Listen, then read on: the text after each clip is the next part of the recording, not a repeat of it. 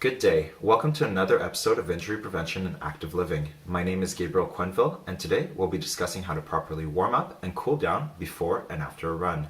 Today's programming mainly revolves around the hips. If you have a known ankle mobility or stability problem, please check in with last week's video where we discussed just that. The link is in the description below. Also tune in every single Friday for various topics on injury prevention and active living. On the running series, we'll also be discussing various topics such as how to pick a proper running shoe and how to create a programming. Whether you're a novice or an elite athlete, these topics are great for you. After the general introduction and a disclaimer, I'll go through how to do 3 specific running drills that will be incorporated in the warm-up today. If you're very familiar with running drills already, or you've been here before and you just want to get started on your warm-up, please read and understand the general disclaimer in the link below, and feel free to skip ahead so you can get started on your warm-up, enjoy your run, and tune back in for your cool down. With that, please note that this video is being created in light of the COVID-19 pandemic. I've realized that with no access to gyms and a lot of people having to socially distance themselves, people are opting to run much more regularly than they normally do, and that brings about inherently increased risk of injury. I am the reconditioning specialist at Base 4 Wing Cold Lake for the Canadian Armed Forces, and I'm a clinical exercise physiologist certified through the Canadian Society of Exercise Physiology. And as part of my job, I'm required to give injury prevention and active living seminars to the Canadian Armed Forces. With that, these videos are being accessible to all. So if you're not a member, please listen along to the general disclaimer. In response to COVID-19, PSP is offering virtual fitness to Canadian Armed Forces members. By using social media platforms, the virtual fitness classes tailored to Canadian Armed Forces personnel become accessible to all. Participants who are not Canadian Armed Forces members recognize and acknowledge that their age, health status, and physical fitness levels are unknown, and it is entirely up to each individual to assess their ability to participate in this class. Since it is preferable to consult your physician before beginning any exercise program, we invite all participants who are not Canadian Armed Forces members to consult the Get Active Questionnaire of the Canadian Society of Exercise Physiology and its reference document. If you experience any pain or difficulty during exercises presented in this video, it is recommended that you stop and consult a healthcare provider. If Canadian Armed Forces members sustain an injury during this video, please remember to fill out a CF98 form. With that, let's get started on our programming. First off, the 3 drills are as follows. The first one is the high knee drill, where we're practicing the upswing of our gait and then the landing. The next drill is the bump kick drill, practicing the backswing of our gait as well as the landing. And the final drill is called the C-skip, which starts similar to the high knee drill. However, we straighten our leg, and the focus here is landing and pulling the ground underneath our body. These drills are extremely important so that we improve our running gait and our running biomechanics, not only to help us get faster by reducing the amount of time that we spend pumping the brakes, but also by reducing our risk of injury. So it's really a win-win. If you're not doing these 3 drills every single time you warm up before you go for a run, you're doing yourself a disservice. Here's how we do the first drill. The first drill, we come up into a high knee, making sure that our arms are moving as if we were running. So we have a nice 90-degree-ish bend in our elbows, and the opposite arm is coming forward. I notice a lot of people have that tendency to do this drill as if they were marching. Well, not really, like they were marching, because you don't really march with the same arm, the same leg. For some reason, people tend to do this. Let's try to avoid that. Opposite arm, opposite leg, nice 90 degrees. If you notice here, my back arm kind of straightens a little bit. That's just the way that I run. It's not the end of the world, but really try to have it closer to that 90 degrees. Also notice my foot positioning. When I'm bringing my high knee up, my toes are dorsiflexed, so that means that the toes pointed up towards the shin. I'm trying to reduce the angle here by really working the anterior muscles of my lower leg and pulling up on those toes. The reason is that when we are running, as we're recovering through that running gait, we want those toes to be up for injury prevention purposes, but also for speed. That helps us land in that nice proper position. If you experience foot drop, either due to a medical condition or due to weak anterior muscles, where that toe just kind of comes down here, that's something that we're going to want to work on and focus on. And last week's video where we worked on ankle mobility and stability is a great program that you can do to try to help you keep that toe up as you do these drills, and then furthermore as you run. How we do this drill when we come back down is we want to ensure that that foot comes back just slightly in front of where it started. So if you start with both your heels together, bring that knee up, come back down, that foot should be slightly in front of where it started. Notice how I'm not really stepping forward. You can't see the toe of my left leg because the heel of my right leg is hiding it. It only moved up probably about 6 to 10 inches forward. When we run, we want to land slightly in front of our body. So if you look at the professional runners and you draw a line from the front of their shoulder straight down, that is about where their heel is. So their heel isn't landing over here, and their heel also isn't landing behind their body. That's an extremely important part of this drill. A common mistake is to come into that high knee and step forward, high knee, and then step forward. Here we're not practicing proper running mechanics. We're not practicing proper running landing. So it's landing the proper position as well as doing that proper high knee. Step one is to get comfortable doing this walking. So just high knee, foot comes down, then we switch, then we switch, then we switch. Notice how I'm moving forward relatively slowly. That's exactly what you want. As you get more proficient with this, we get more dynamic, and that really helps us with our warm-up as we're really warming up the muscles in a more dynamic way. So high knee skip, and really transitioning from one foot to the other very quickly. Notice how there was a lot of pounding noises that was being made as I was hitting the ground. I'm really moving my arms, driving through my arms and driving through my legs very quickly. The second drill that we're going to be doing is the bum kick drill. Similar to the high knee drill, you want to have that toe flexed. In this drill, it's really important to try not to drive that knee forward as you bring your heel to your bum, as well as avoiding pointing that toe down in a plantar flexed position. We really want to be dorsiflexed with that knee underneath our body. It may move forward slightly, that's not the end of the world.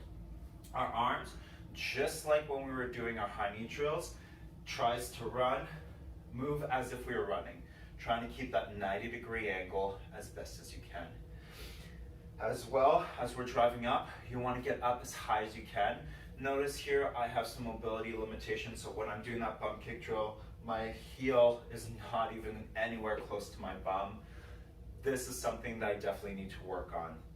So what we want to see is that heel hits that bum every single time.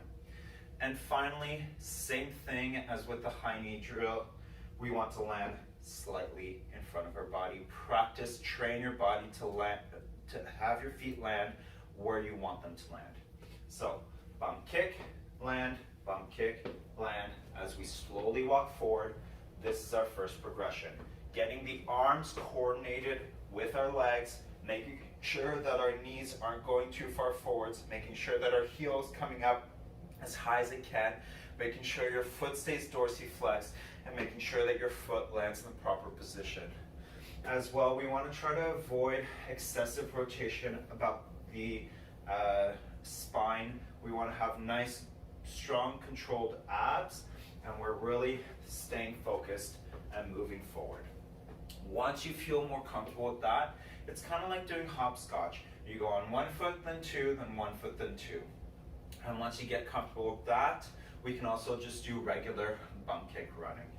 So the hopscotch version kind of looks like this. You go 2 feet, 1 foot, 2 feet, 1 foot, opposite arm, and then you can add some speed as we go through. I like to alternate between the hopscotch and then just the regular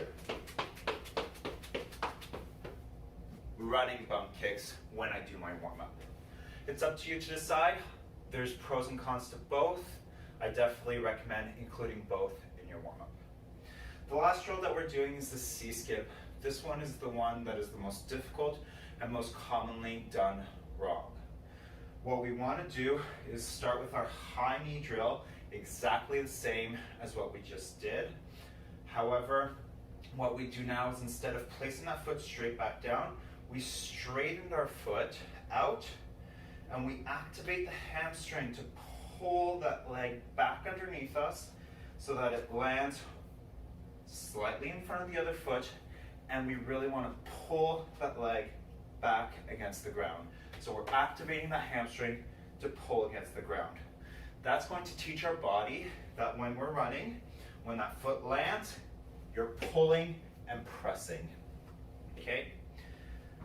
Common mistakes is people do a high knee into a kick and then they just let their leg drop.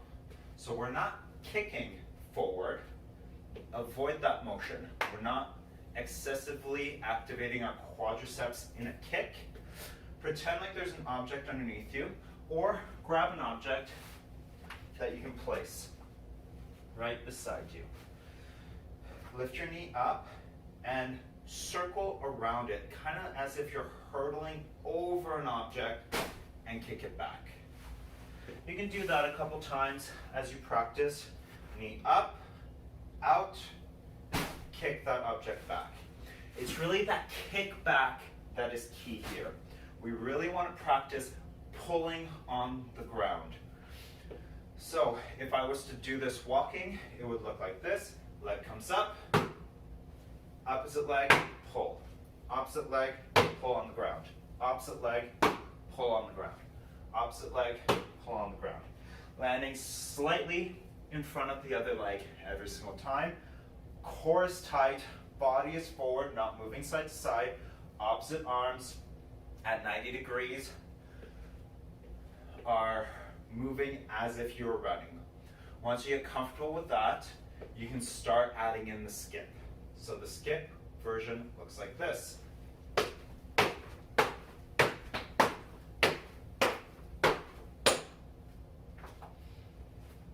Now it's a little bit difficult to do because I got my yoga mat underneath me.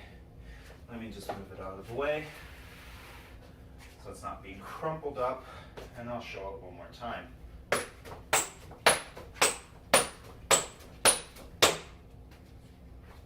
Sorry for that screeching noise.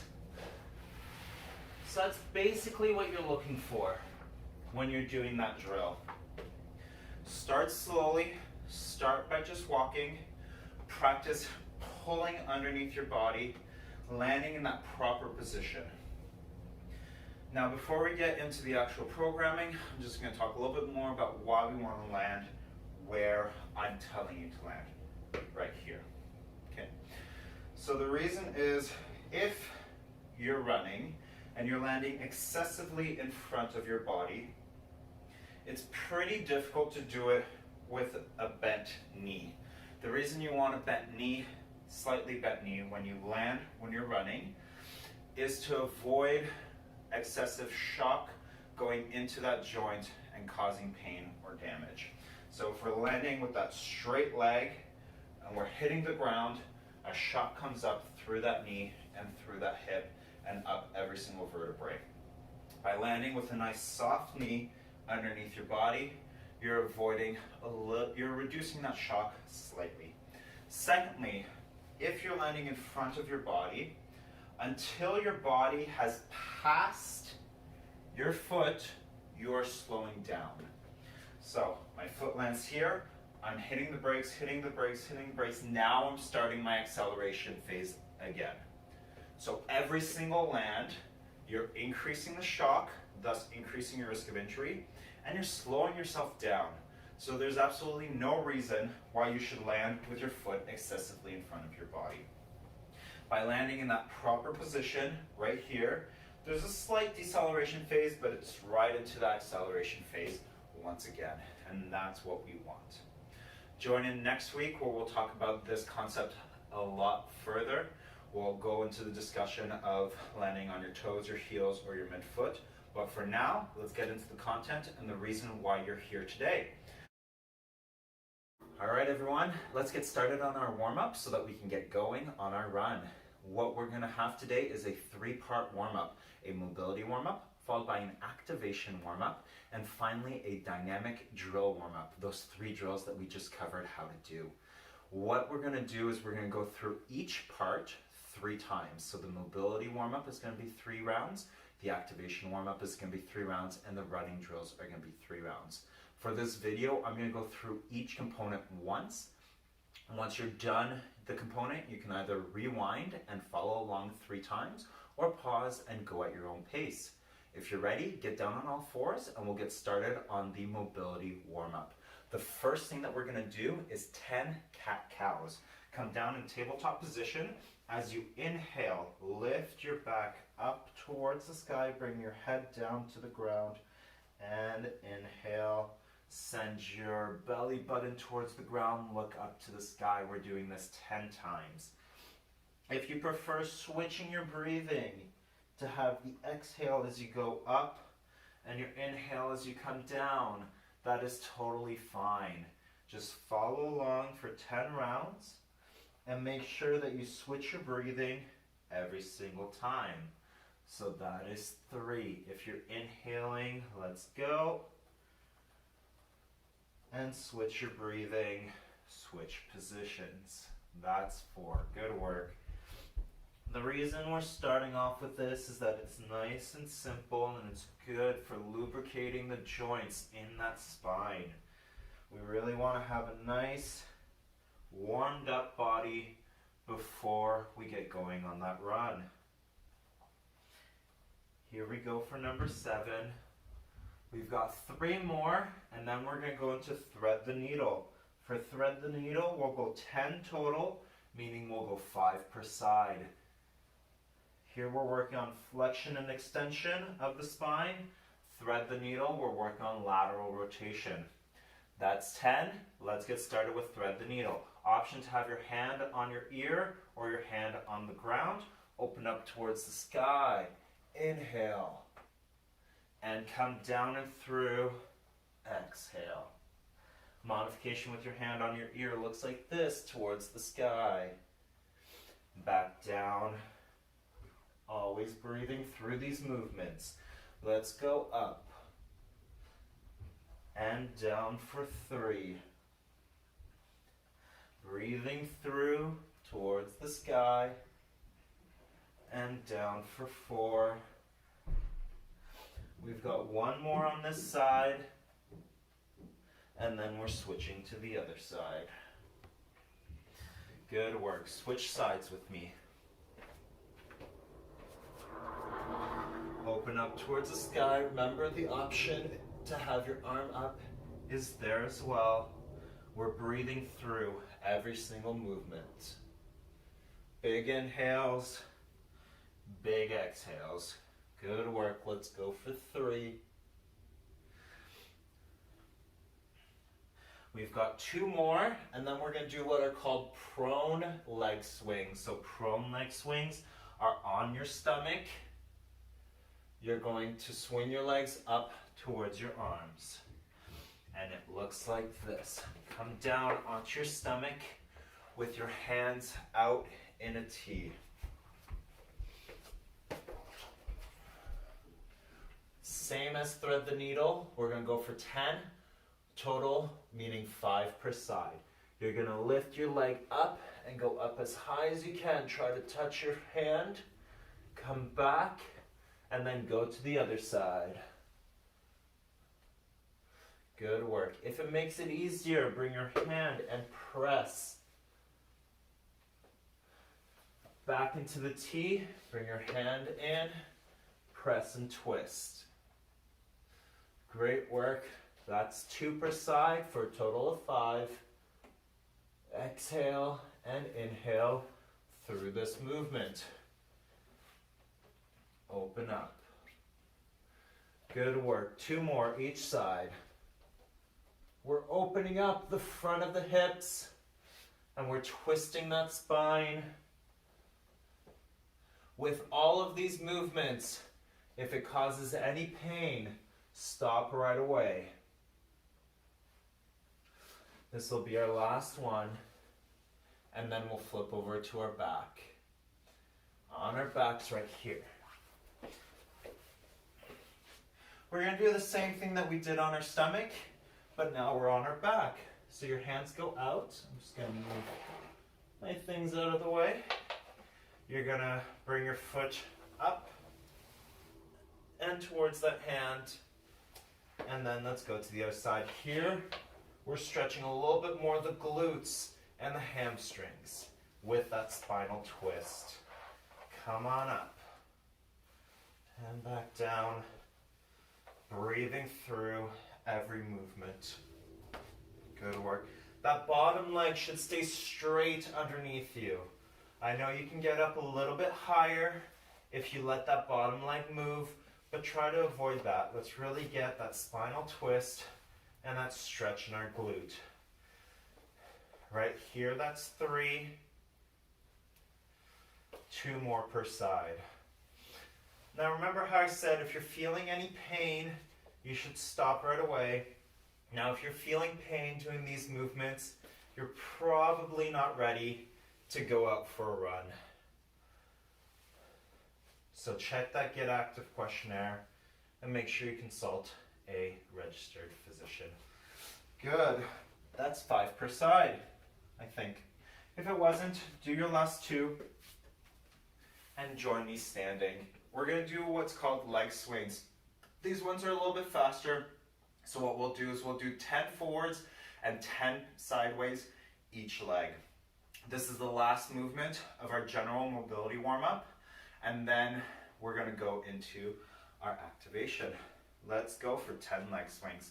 Up and back. We're going for 10. That's 3, 4, 5. Try and get as high as you can. 6 without causing pain. 8, 9, and 10. Notice how I'm holding onto the wall. If you have good balance, feel free to do it without holding onto the wall. Leg up. 1, 2, 3, 4, 5, 6, 7, 8, 9, and 10. Getting that leg up high and kicking back. Now facing the wall, both hands. Go back to the first leg that you just did. We're kicking sideways for 10.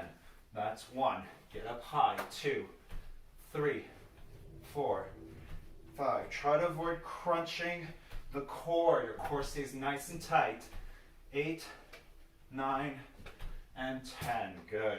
What I mean by crunching the core is as that leg comes up, try to avoid coming in. Core is tight. Let's go for 10. 1, 2, 3, 4, 5, 6, 7, 8, 9, 10. Great work.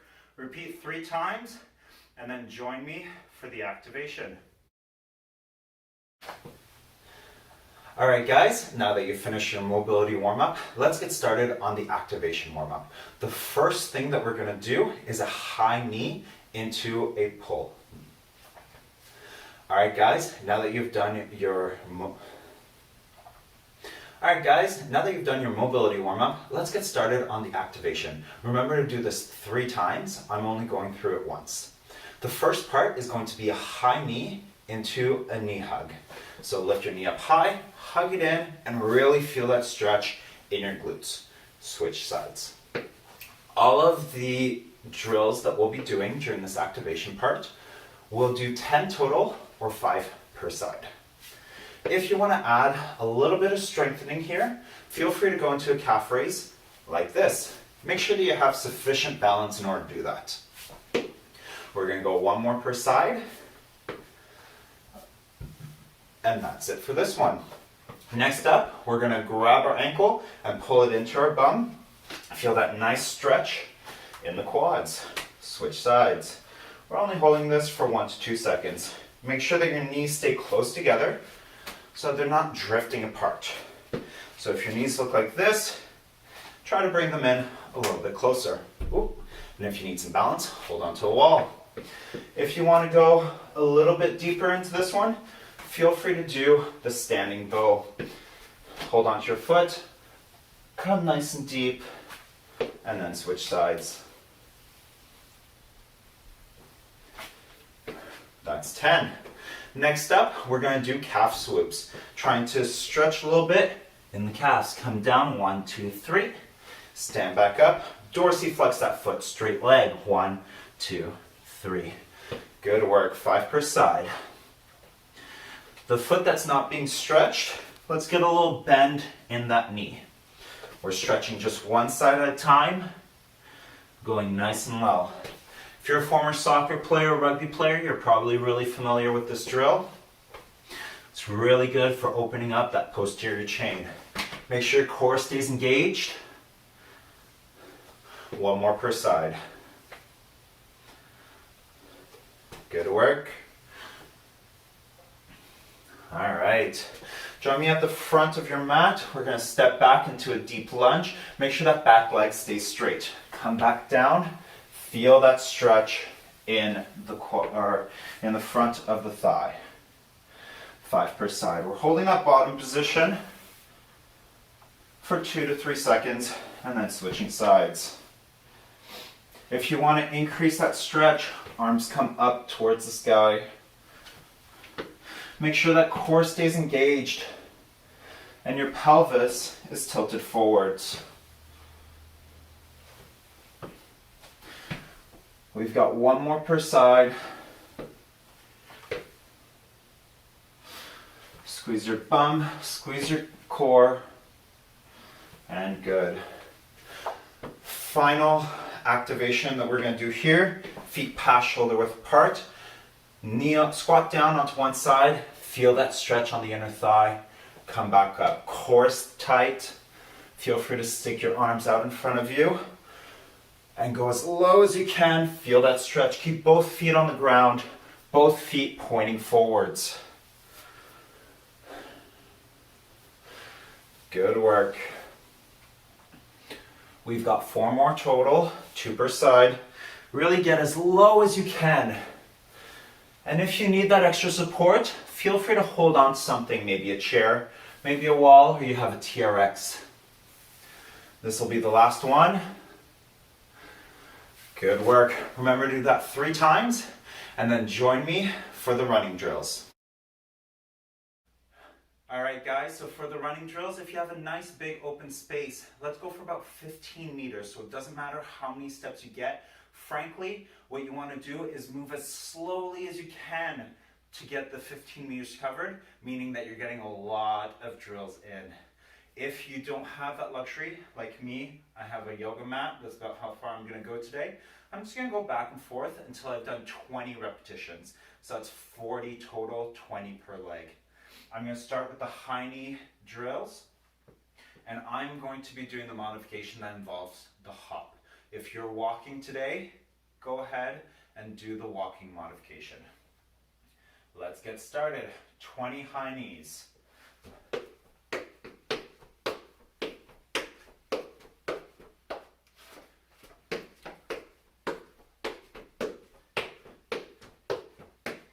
Good work, keep it up.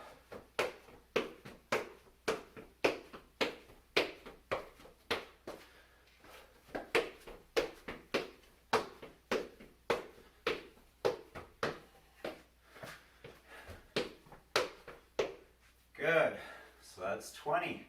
Let's take a little break, do some arm circles. Remember, when we're doing our drills, try to keep your arms at 90 degrees, landing slightly in front of your body, and we're not excessively stepping forward. Whew. All right, next drill, bum kicks. I'm going to be doing the running bum kicks. Join me in 3, 2, 1, 40 total, 20 per leg.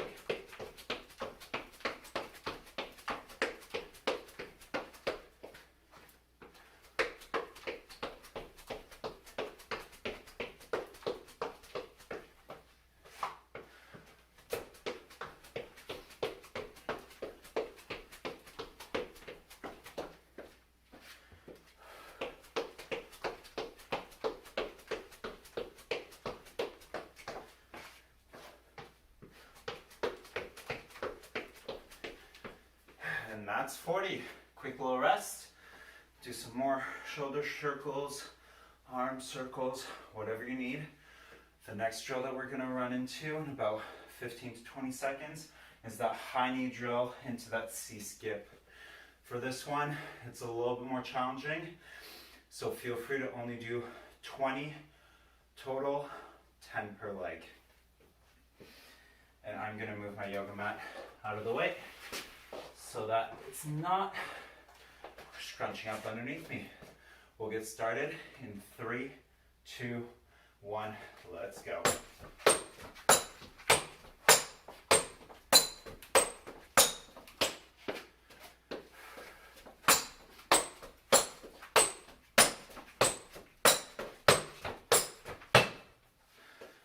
And that's it. Repeat that 3 times. Once you've done your mobility portion 3 times, your activation 3 times, and your dynamic drill warm-up 3 times, you're ready for your run. And we're gonna hold each of them for 30 seconds.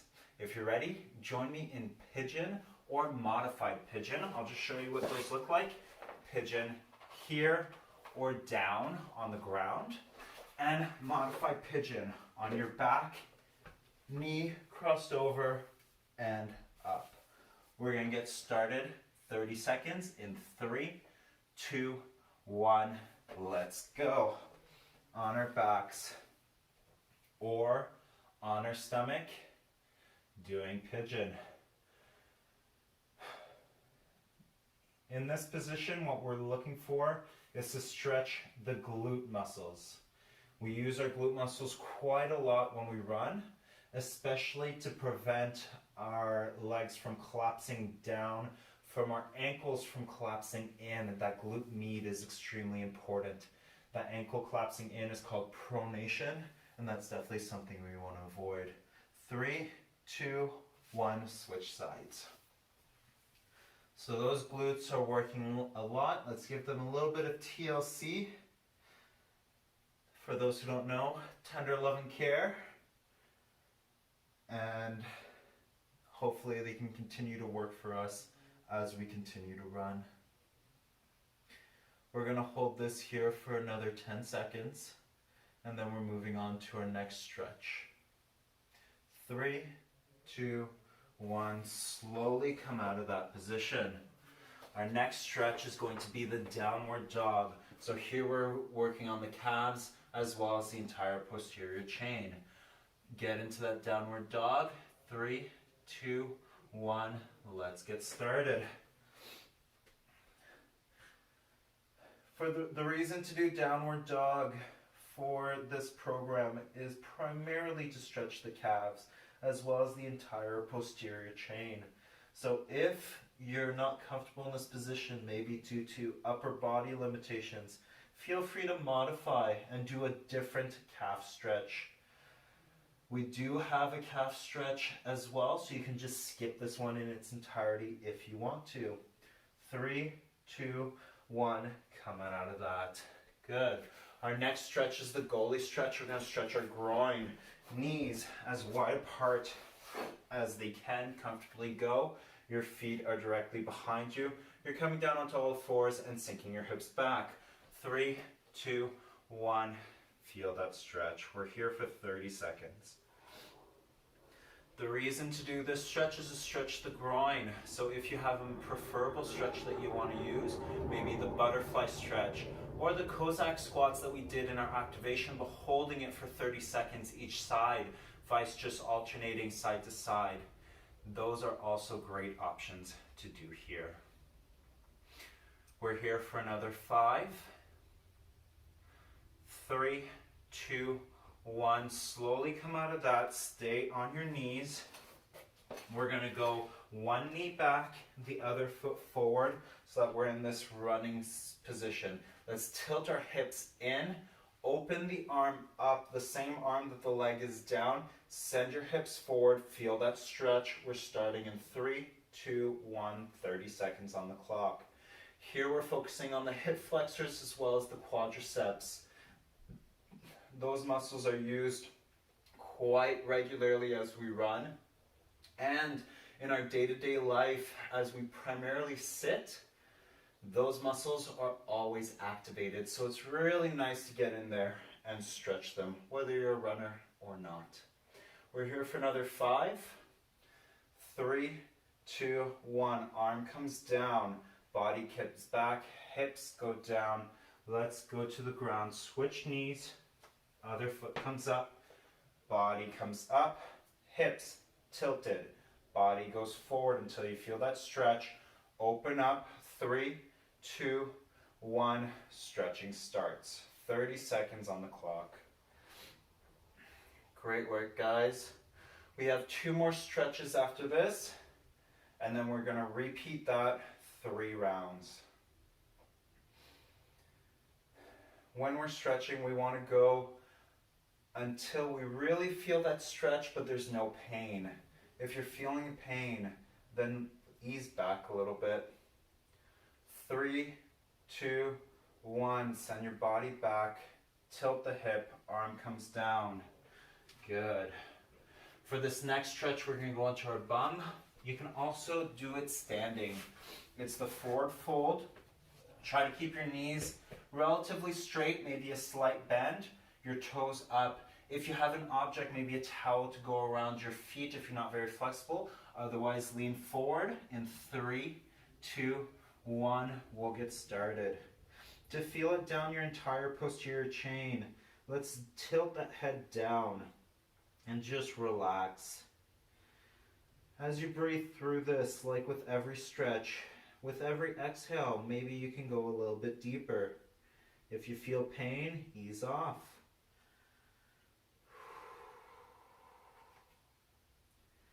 Great work. We're here for another 3, 2, 1. Slowly come out of that. Stand up, find a wall. We're going to do the runner stretch to stretch the calves. 2 hands on the wall. Bring 1 foot back. Common mistake is that that heel comes in. Let's twist that heel out so that it's straight in line with our body. Let's feel that in our back calf, heel on the ground. If you don't feel it, send that foot a little bit further back. 3, 2, 1. Let's get started. Our calves work a lot when we run. Every single time that we step off the ground, we're basically doing a calf raise. We're pointing our toes and driving through the ground. So giving your calves a lot of TLC is extremely important here. If you're noticing that your quads are getting tight from this one, feel free to find another modification for the calf stretch. 3, 2, 1. Slowly come out of that. Feet together. Switch sides. Check your heel. Is it twisted in? Let's twist it out. And stretch right here, 30 seconds. This is our last stretch. Once you're done here, repeat that sequence 3 times. This sequence is also good as a standalone. In order to do it as a standalone, I recommend you hold each stretch for 2 to 3 minutes by 30 seconds. The 30-second point is really good after you do exercise. However, if you're just looking for general flexibility, we want to go deep into the muscle, which is not recommended immediately after exercise, but 2 or 3 hours after exercise, or on a day that you don't exercise, nice deep myofascial stretching can be beneficial.